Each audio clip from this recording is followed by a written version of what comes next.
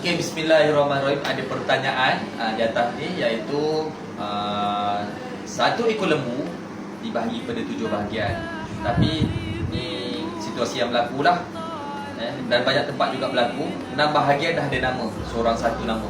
Jadi bahagian ketujuh ni dia nak kongsi, dia pecah lagi kepada 5 bahagian. Jawapannya tidak boleh, tidak dibenarkan.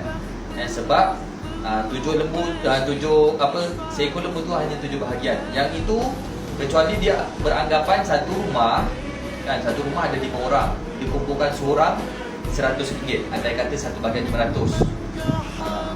Tapi tetap letak satu nama sahaja. Dia tak boleh letak 5 nama. Jadi tadi 6 nama tambah 5 jadi 11. Tak boleh letak 11 nama. Hanya 7 nama sahaja untuk 7 bahagian lembu lah. Tapi terlepas tanggungjawab kepada ahli yang lain. Dia cuma letak satu nama. Boleh kumpul modal tadi 500 untuk satu bahagian, tapi letak satu nama. Muafakat. Jadi tahun depan keluarganya buat lagi orang yang nama kedua pula. Tapi dia tak boleh untuk letak 5 nama sahaja. Untuk kambing pula, saya lupa. Untuk kambing hanya seekor, tak boleh 7. Ini jangan silap.